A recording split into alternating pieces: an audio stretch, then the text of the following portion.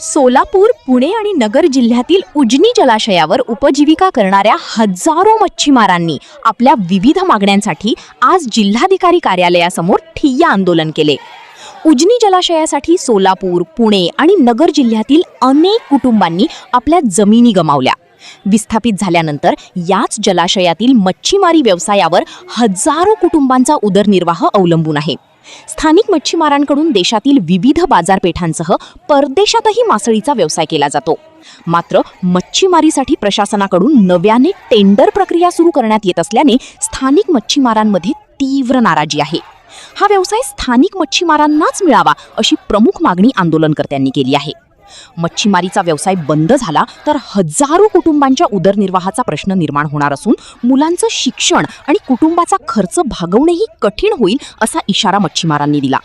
Tender पद्धत तातडीने थांबवावी आणि स्थानिक मच्छीमारांच्या हक्कांचा विचार करावा या मागणीसाठी हजारो महिला आणि पुरुष मच्छीमार आंदोलनात सहभागी झाले।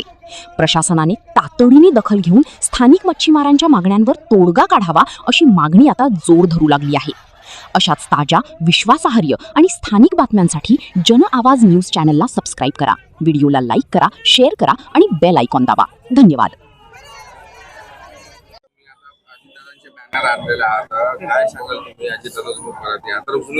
हे उजनी धरण झाल्यापासून जवळजवळ 30 वर्ष उजनीमध्ये मच्छीबीज नव्हतं। आमच्या पारंपरिक मच्छीमारांवर उपासमारींची वेळ आली होती आणि अशी असताना आदरणीय अजितदादांच्या हे लक्षात आलं आणि आदरणीय अजितदादांनी पुणे जिल्हा डीपीडीसीतून जिल्हा नियोजन समितीमधून जवळजवळ गेले 3 वर्ष झालं प्रत्येक वर्षी 2 कोटी मच्छीबीज हे उजनीमध्ये सोडत आहेत। आता कुठं आमच्या मच्छीमारावर चांगले दिवस येत आहेत।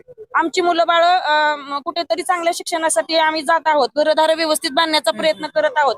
तोपर्यंत शासनाने आमच्या पोटावर पाय देण्याचं काम चालू केलं आहे। आमच्या तोंडातून घास काढून घेण्याचं हे काम करत आहेत।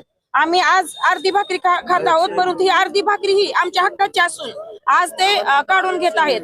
आणि आपण आज या ठिकाणी बघत आहोत की आज हे महिला आणि पुरुष बांधवांसकट आज आम्ही रस्त्यावर उतरलो आहोत। आणि आता हा जर प्रकल्प रद्द झाला नाही, सौर ऊर्जा प्रकल्प आणि खासगी ठेका रद्द झाला नाही तर आमचा पवित्र हा मंत्रालयापर्यंत आम्ही मोर्चा नेणार आहोत।